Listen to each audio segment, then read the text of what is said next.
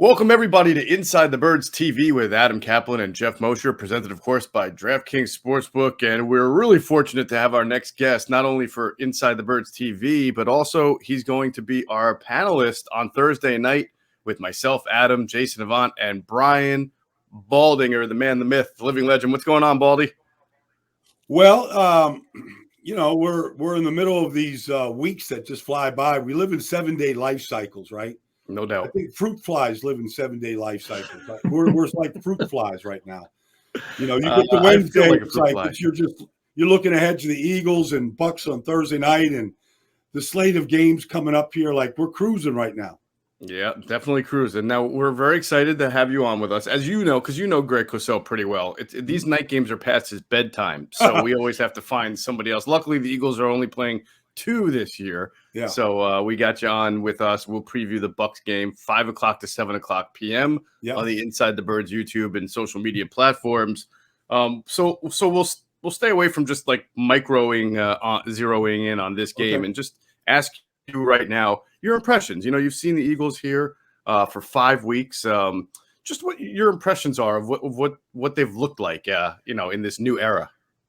Well, it's probably good that, we're talking right now after a win where, they had a good second half and, they had moments against Carolina in front of a pretty strong Eagle crowd. I was there Sunday announcing the game. So, it's probably better that you got a chance to see a defense that actually had safeties that were actually involved in the game rather than, defending goalpost, seemingly out of the picture every single play, like they did against Dallas and against Kansas City. So it's good like that. It's good to see a defensive line, really show up. Javon Hargrave has been really good all year, but to see, Fletcher really, have an impact, and Josh Sweat and even Barnett.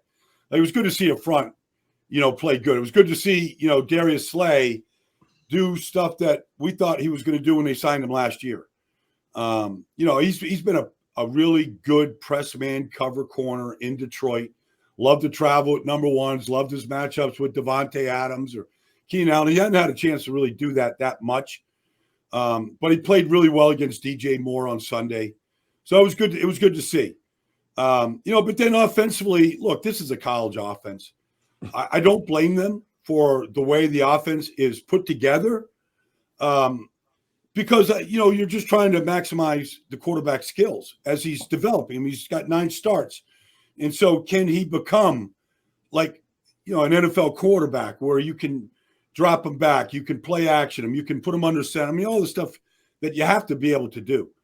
And so I thought, considering that, they've got 4 new starters in the offensive line. Well, Malata was back, good.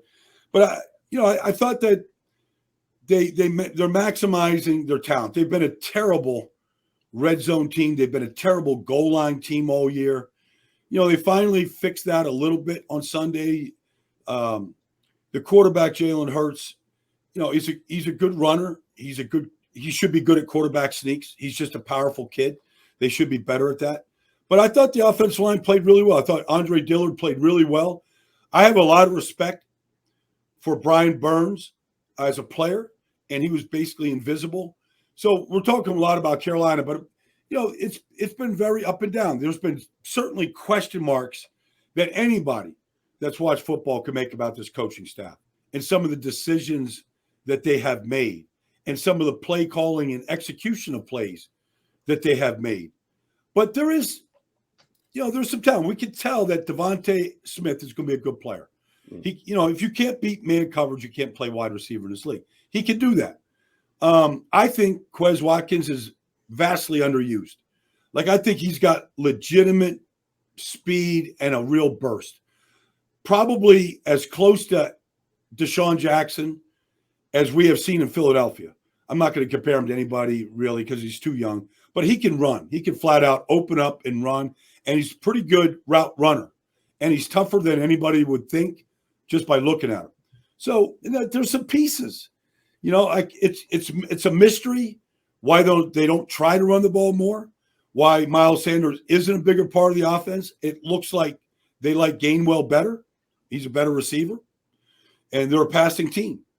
So Special teams, it's good to see TJ Edwards in a perfectly designed block punt, with Sean Bradley. It was well designed. It was well executed. The kicking game has not been terrible, and when you can make a 58-yard field goal and block a punt in the same game, somebody's paying attention in special team meetings. It was good. Baldy, through 5 games with this Eagles offense, as you've seen him closely, and folks, if you've not followed Baldy on Twitter, you must see his breakdowns. I love it. You do it early, man. On Monday morning, you're like up and early, and you're putting the video clips. It depends. I got some travel schedules that are tough. Okay. It's hard to get. If I could get here Sunday night, like I got in here Sunday night, and I'd seen the game, so it was fresh in my head.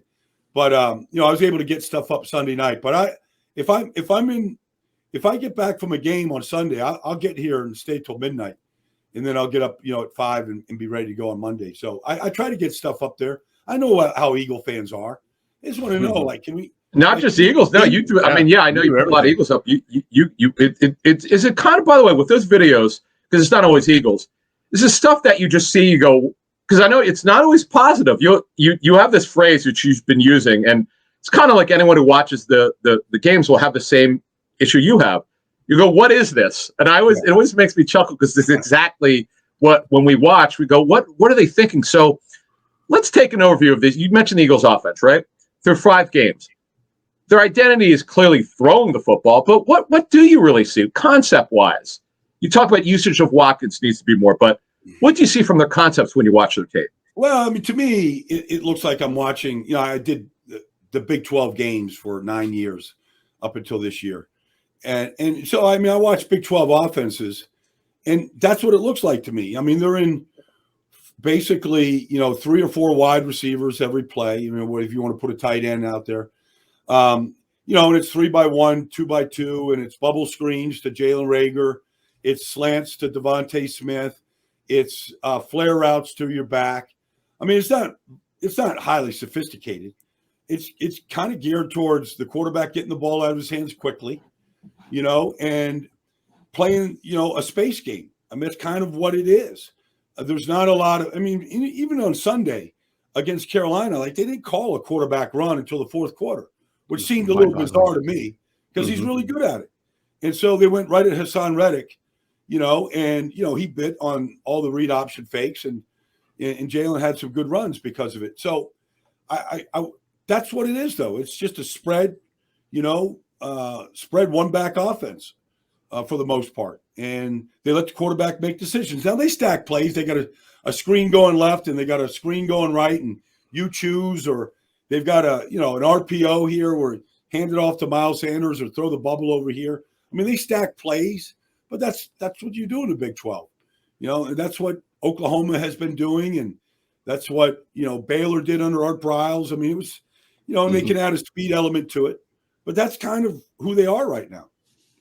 Yeah, interesting, because when you said college offense, I mean, Adam and I just went ding, because that's basically the feedback we've gotten since day one, and we said that on the podcast as well. Baldy, I want to ask you, theoretically, if you were a coach, what you would do in a specific situation. First, I want to remind our listeners to download DraftKings Sportsbook app now. Use promo code ITB. If you bet just $1 on any NFL game, you can win $100 in free bets if either team scores a point. That's it, just scores a point. Promo code ITB this week at DraftKings Sportsbook, an official sports betting partner of the NFL. So you kind of alluded to this. I know I have, and this is just my opinion. My feeling is that you have a year to evaluate the quarterback for the long term to see if this is going to be your guy. That I feel like it's a disservice to Jalen Hurts to then draw up a college offense only for him and not find out if he has the talents and the abilities to at least start off or improve, or just has that within him to run the kind of offense that you were talking about with traditional dropbacks, with play action, with under center. And you wonder where Nick Sirianni's head is in with this, because not a lot of coaches have an evaluation year to do that. So I almost wonder if he's taking a step backward by trying to cater too much to Jalen Hurts' skill set from way back when. Well, I mean, I agree with you. I do agree. You do have to try to win games, though, too. Sure. And so I think if you said, okay, I've had a real problem with what they did with Justin Fields in his first start against Cleveland. I had a real problem with what Kyle Shanahan did with Trey Lance last week in his first start, against Arizona. So you got to try to protect these guys to a degree. The offensive line has been juxtaposed every week again, which isn't all that easy. You don't have a lot of experience outside with the receivers and running backs and some of the people you're playing. So you can't just give them, say, the offense that Dak Prescott is running. Of course. Like you'd like to see him run Dak's offense. We all would. It's unstoppable. But you can't – I don't think you can give that to him yet. I'd like to see him under center. Like I believe that you could run combination routes, speedo routes I call them. Steve Spagnuolo used to be in here every Monday, and he used to tell me about these speedo routes combination. You see him running with quarterback under center, really sell the play action, max protect, run combination routes with Devontae Smith and Quez Watkins. I'd kind of like to see that. Now, because I caught balls from Jalen Hurts. That guy's got a strong arm. I think he can get the ball down the field, and I think he throws a decently accurate ball down the field. You'd like to see that element, and maybe we will as it goes on, but I like to see him under center, where you could get some of that play action that you get with some of these offenses that need to push the ball down the field that are looking for a chunk play. So I'm kind of gauging it week by week. I'm with you on what your thought process. This is an evaluation year. Like, evaluate him like an NFL quarterback. Don't give him, the TCU offense, the Texas Tech offense. Give him but I kind of saw that though. Like, I don't want to get off point of the Eagles, but I've seen that now with Cliff Kingsbury and Kyler Murray in their third year. Like, it looks more like an NFL offense than it ever did an air raid offense their first year. Now they've got much better talent around them than what they had their first year. So maybe that's a part of it. But I've seen like a growth and development to Kyler that you wouldn't have said, okay, this would be the offense 3 years later. Like it's a real NFL offense with all the components. Now Cliff has a bunch of formations and all that kind of stuff. So I feel like let's just see what Shane Steichen and Nick and the whole group over there can do week to week, because I like to see some more game planning. I mean, part of this is not just a structure, but let's see some game planning this week, the following week, where you could say, okay, the quarterback, the coaches are sitting down going, hey, we've got Richard Sherman out here. Doesn't look like he can run very good anymore. Like, what can we do to get by him? What do you like? Like, I'd like to see some of that added to the offensive game plan. Baldy, one of the things that surprised Geoff and I is the lack of use of tight end, particularly Goddard, because we thought he could have a breakout season with these coaches because we knew they really liked him coming in, but he's not getting the ball. Do you think it's more because it's, as you described, more of a college offense? Well, and you watch the Eagles more than just about anyone other than Cosell. So you know this team. Why do you think Goddard's not getting the football?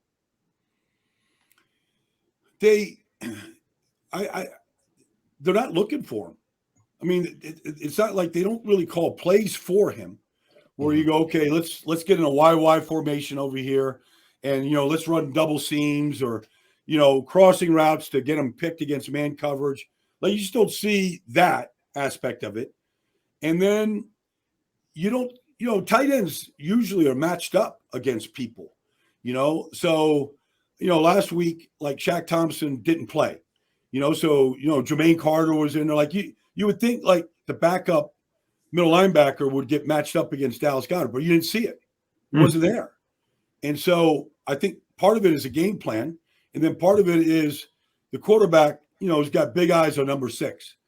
And so it seems like that's where his eyes go on almost every situation. It's going to Devontae right now. Let's talk about the defense a little bit, because you brought up the great point that Adam and I have been railing against for a couple of weeks. Is your safeties are so far down. How can you have any run support? And just the idea of playing as much two-shell coverage as they are.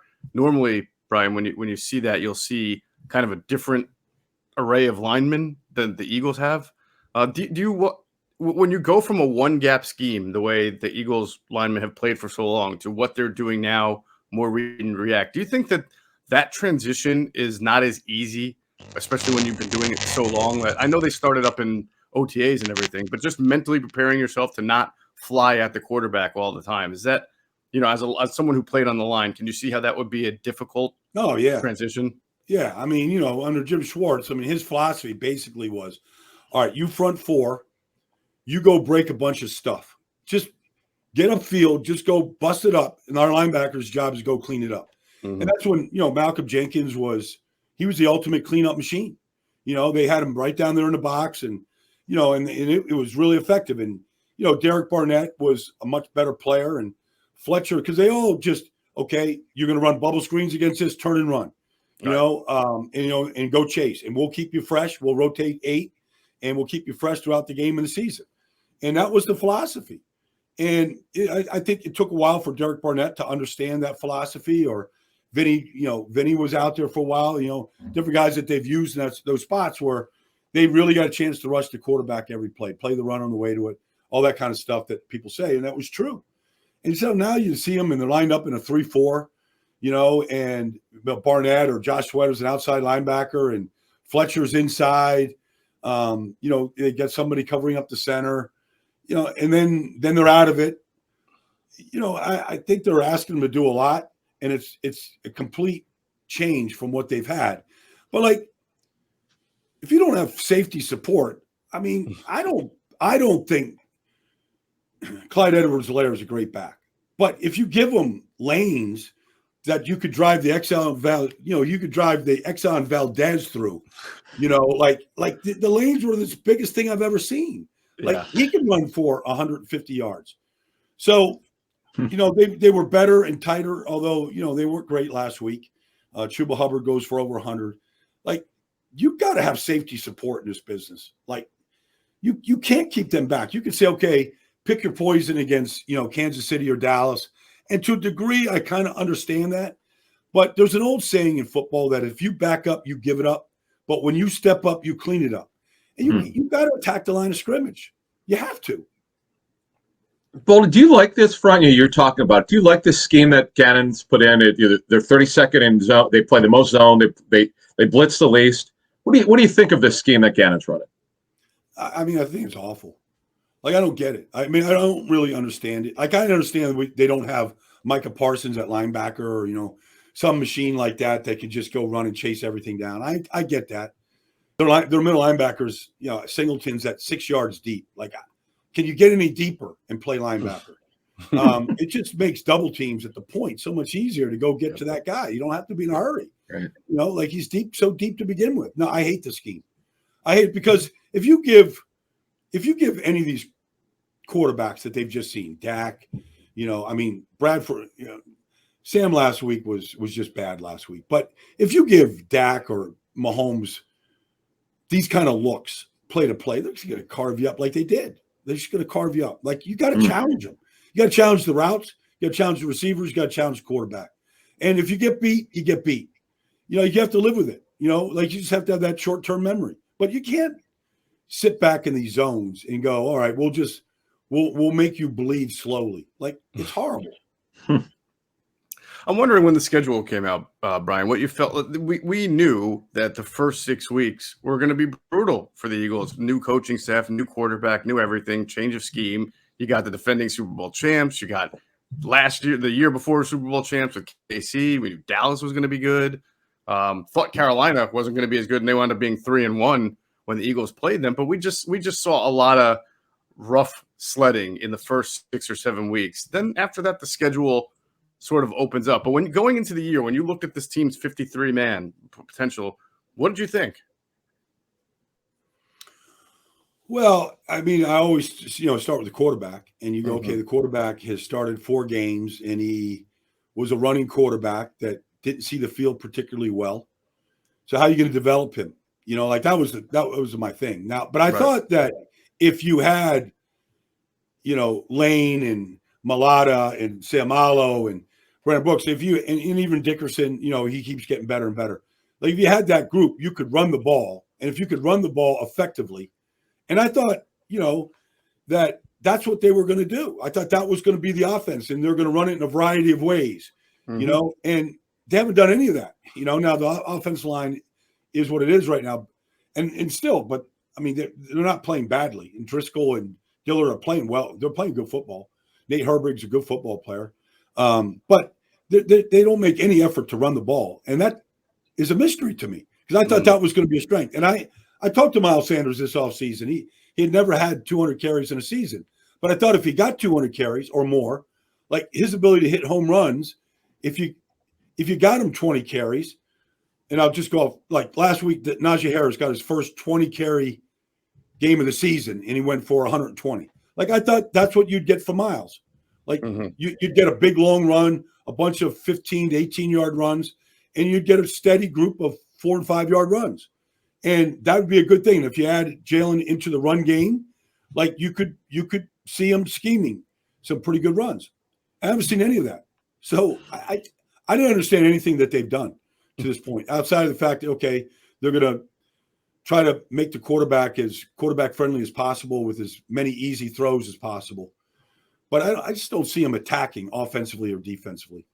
But, the schedule, like, look, they had a great chance to put San Francisco away, and we can all tell San Francisco is struggling. And Atlanta was awful. I mean, they didn't have Kyle Pitts in the red zone on the field. Like, he's their best player. Like he showed it last week against the Jets. Like they were confused. They didn't know what they were doing. And Carolina, that was a good win. It was good solid win against Carolina. Baldy, you mentioned Dickerson in passing there. You're the best guy to talk about this with it. You look at these lines pretty well. We haven't heard a lot about him. How does he look so far to you? Well, I mean, technically, he's still rehabilitating. The surgery was, I don't know, last November, December. Like, when I see him, he doesn't look like the player he was at Alabama yet. Although he's getting better. Like, you can see the power that he has. What you don't see is the foot quickness he needs to really pass protect well. But I think the leg is still getting stronger. They put him at center. I mean, they put him at guard versus center because they just thought even if he was trying to anchor against, big boot and nose tackles, like that knee wasn't going to be strong enough to really stay in the ground and hold off. So they put him at guard, which I agreed with. But I think he's working through his rehabilitation while he's playing, while he's learning an NFL offense and all those kind of things. So I think he looks a little sluggish to me right now, but I see flashes, which is a good sign that the pop, the power that he naturally has, the nastiness that I know he has, like, I think it's going to come. Awesome. Well, we know you're going to come with us on Thursday, break down that game from 5 o'clock to 7 o'clock p.m. It's going to be you, me, Jason Avant, Brian Baldinger. We really appreciate the time. Yeah, it was fun, We guys. look forward to breaking down the show, going everything from X's and O's with Eagles Bucks Thursday night. If you get a chance, go see our friends at in Westchester, PA at Sky Motor Cars. Tell them Adam and Geoff sent you. You'll get the best deal on the market, and you can visit them at skymotorcars.com as well. For Brian Baldinger and Adam Caplan, I'm Geoff Mosher. Thanks for watching Inside the Birds TV.